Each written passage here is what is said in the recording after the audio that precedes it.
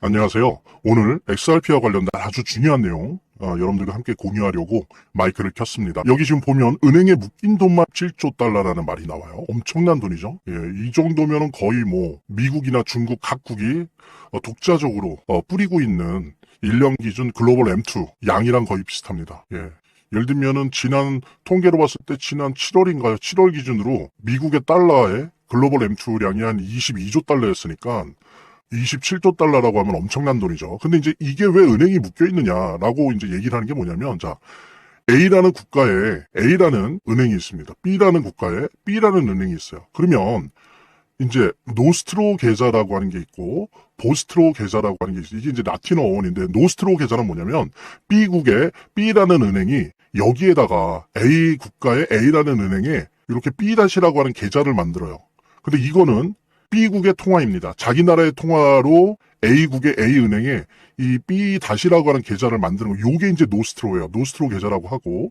자, 그러면 또 어떻게 하냐면 B라는 은행은 여기다가 A-라고 하는 계좌를 만들어요. B가. 이게 이제 보스트로입니다. 보스트로 뭐냐면은 A은행에 B은행의 계좌를 만드는데 대신 A나라의 통화로 만들어요.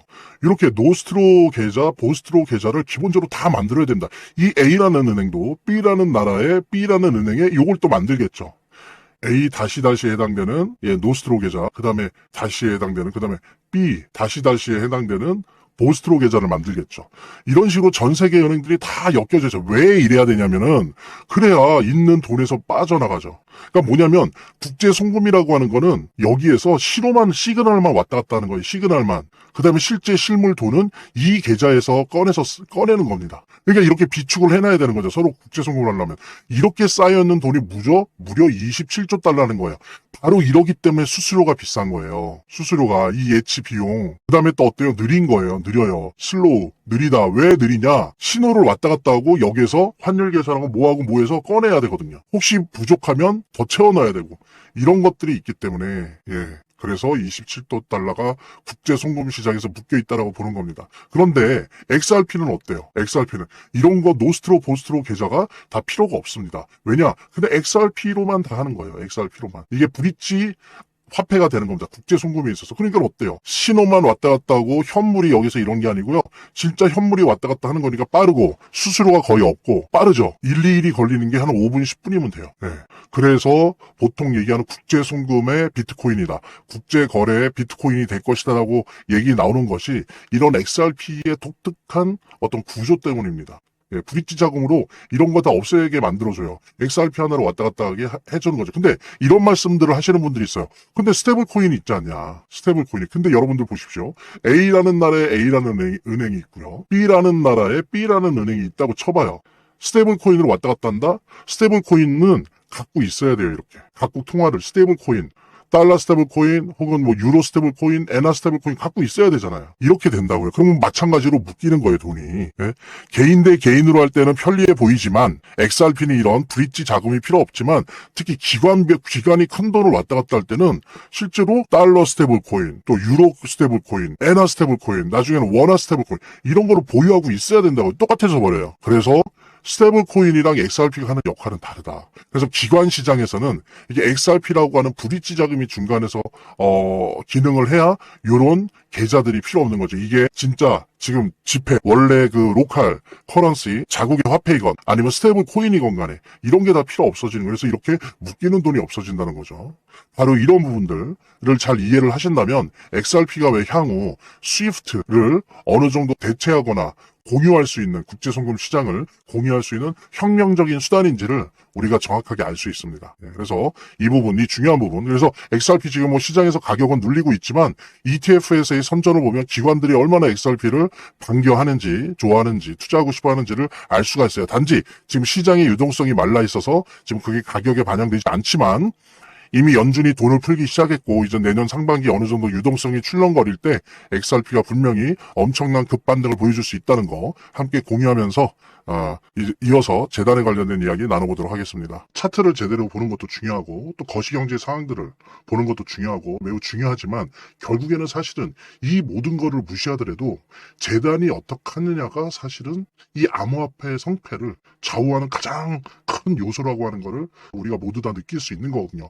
그래서 제가 좀 과장을 하면 오히려 암호화폐를 통해서 돈을 제대로 버는 사람들은 물론 차트도 보고 거시경제도 보고 하지만 가장 1차적으로 핵심적으로 보는 게 그 암호화폐를 발행한, 제작하고 있는, 공급하고 있는 재단의 정책과 재단의 상황들을 보거든요. 재단의 어떤 정책들만 봐도 우리들은 이 암호화폐 투자를 통해서 막대한 수익을 얻을 수가 있는 겁니다.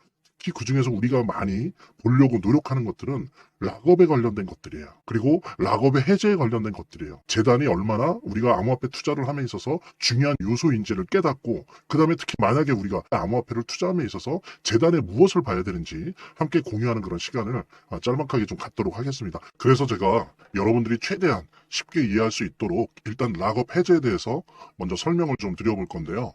이제 락업 해제라고 하는 거는 투자자 보호 차원에서 초기 투자자들이 일정 기간 동안 매도할 수 없도록 물량을 잠가두는데 이거를 풀어주어서 자유롭게 매도할 수 있게 해주는 걸로 의미합니다. 그래서 통상적으로는 락업 해제 이후에는 대규모 물량이 시장에 풀리기 때문에 강력한 매도 압력으로 작용해서 가격이 급락하는 모습을 보여주게 되는 거죠. 그런데 우리가 이제 주목해야 될 점은 락업 해제 직전의 모습입니다. 락업 해제 후에는 대부분 급락이 오거든요. 그렇지만 그 전에는 대부분 가격의 급등이 연출되기 때문이죠. 왜냐하면 이제 세력들이 대량 매도를 하기 위해서는 가격이 올라가야지만 수익을 보고 매도할 수 있기 때문인데요. 충격적인 건 이걸 위해서 재단이나 프로젝트 측도 가격을 인위적으로 끌어올린다는 거죠. 실제로 리플이죠. 리플의 CEO 갈링하우스 같은 경우에는 이 락업 해제 전에 가격을 뻥튀기 시키기 위한 그 시세 조작을 한 적이 있었고 이게 발각이 된 적이 있습니다. 물론 본인은 이에 대해서 극구 부인을 했지만 모든 정황을 볼 때 사실은 이미 알 사람은 다 알고 있는 거죠. 그러니까 이런 일을 하는 이유는 초기 투자자들 때문이에요. 이 초기 투자자들에게 수익을 줘야지 어떤 보상 개념의 수익을 줘야 추가적인 투자 유치를 할 수 있는 거죠. 그 초기 투자자들 뿐만이 아니라 그 외에 2차, 3차 투자자들을 모집하기 위해서는 이런 초기에 부풀리기, 뻥튀기가 필요한 겁니다. 예. 그래서 락업 해제 전에 락업 일정에 맞춰서 매수 타점을 잡아내는 것이 매우 중요하게 대두되는 겁니다. 이 락업 해제 후에는 급등 후에 급락 패턴이 옵니다. 이제 그러기 때문에 락업 해제 전에 매수를 해야 되고 락업 해제 후에는 이제 매도를 해야 되는 거죠. 이래야지 이제 엄청난 수익이 가능해지는 건데요. 제가 특정 경로를 통해서 이 재단 측의 어떤 락업 해제 일정을 입수를 했거든요. 예, 근데 이 해당 문서는 기밀 문서이기 때문에 일단 중요한 내용을 이렇게 제가 좀 모자이크 한 거 좀 양해 바라고요. 그러니까 이 문서에는 이제 재단 측의 락업 일정부터 물량, 목표가까지 모든 것이 나와 있습니다. 그래서 해당 일정에 맞춰서 상반기, 하반기 이렇게 나뉘어져 있는데 해당 일정에 맞춰서 세력들은 가격을 끌어올리고 그 다음에 이제 매도를 하겠죠. 그래서 우리도 이 일정에 맞춰서 정확하게 매수매도 타점을 잡아 나가면 엄청난 고수익을, 대박을 노려볼 수가 있게 되는 겁니다. 그래서 여기 나와 있는 제 개인 번호 010-2592-6921 010-2592-6921로 부자 두 글자만 남겨놓으시면 제가 확인되는 대로 이 모자이크 없는 아까 보셨던 그 문서 원본이랑 그 다음에 이제 언제 어디서 얼마에 매수해야 되는지 그 시그널이 담겨있는 문서를 직접 핸드폰으로 PDF 형태로 전달해 드리도록 하겠습니다. 그러니까 당연히 무료고요. 자, 오늘 영상은 이쯤에서 마무리하고요. 다음 시간에 더 좋은 영상으로 인사드리도록 하겠습니다. 감사합니다.